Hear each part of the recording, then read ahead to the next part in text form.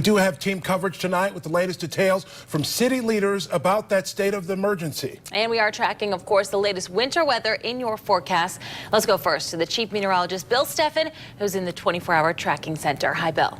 Heather, we're not going to get a whole lot of snow overnight tonight. Snow has made for some slick spots here during the late afternoon. Let's take a look at a live picture from downtown Grand Rapids.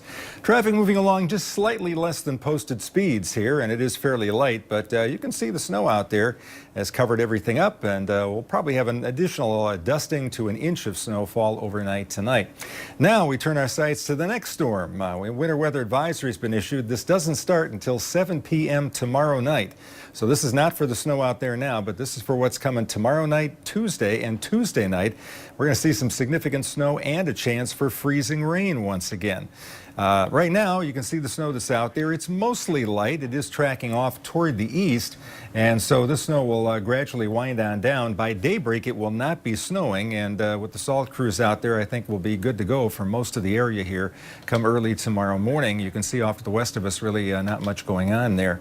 So the evening forecast calls for temperatures to be in the low 20s, well below freezing. That means the snow out there is going to be sticking to the sidewalks, the driveways, and the lesser travel roads especially. Winds will be out of the east, 5 to 10 miles an hour, not strong enough to cause any drifting. We'll see temperatures tomorrow up around 30 degrees, a dry day, and then snow and a chance of freezing rain during the day on Tuesday. More straight ahead. We're going to talk a little bit about school closings for the coming week, too.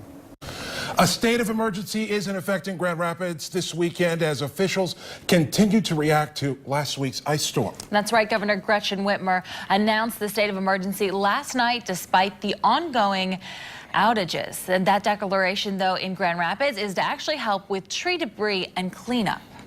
24-hour News 8's Marvis Herring is live in Grand Rapids tonight with a look at what city officials are saying tonight. Marvis.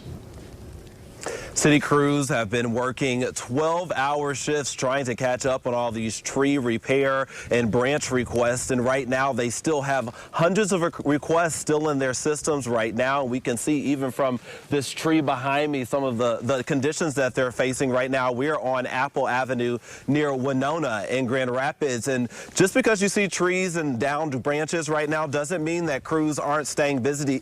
They definitely have. We've followed along with one crew today here on the west side of Grand Rapids this afternoon. The city forester tells me North Grand Rapids saw the worst damage. Forestry crews are handling those bigger, more technical jobs, but the city's Public Works Department, Michigan Department of Transportation, and some crews from Wyoming have all been helping today. Right now, it's a race against Mother Nature. The hardest part for us right now really is the cold and the snow conditions. I mean, we're sliding around out here, and a lot of times for our storm events, we lean on our folks in the street department. They're big help for us, but right now, those guys are out in their salt trucks, and they're plowing and getting the snow off the street, which, don't get me wrong, that's a huge help. That's right where we need them. But that means we don't have them picking up these branches and helping us out in that way. And right now, there's still some 350 requests still in the city's system right now that they're going to have to try to get to as soon as possible. They do ask that everyone be patient, that you be safe if you're trying to move some of those branches yourself. And if you're moving those branches right now, they say if you have any trees or branches to move those just to the curb, and crews will pick those up as they pass through these streets. They say they're going up and down every street, but it's just going to take some time. In Grand Rapids, Marvis Herring, 24-hour News 8. All right, Marvis, understandable. And those power outages from last week's storm are expected to be restored by tomorrow. Yeah, I can hear the cheers now. Consumers Energy expects to restore power to fewer than 10,000 homes and businesses still without power by tomorrow afternoon. So majority are going to be restored tonight, and then the final restoration will be done by tomorrow afternoon. And this is a look at how the outages are looking right now. Most of those outages are now northeast of Grand Rapids. And you can find that link to the outage maps at woodtv.com. And as power continues to be restored, emergency shelters are continuing to consolidate. Officials in Kent County say anyone needing shelter today is being relocated to Walling Congregational Church in Northwest Grand Rapids. All other shelters in the area are expected to close by early this evening.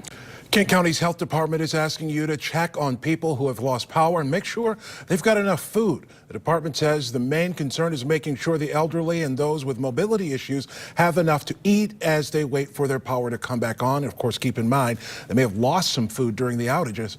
The health department reminds people that any food that has been unrefrigerated for more than 2 hours should be discarded. We've got more information about how to deal with power outages on our website at woodtv.com. You can also find continuing coverage on the state of emergency and, of course, the latest on your Storm Teammate forecast.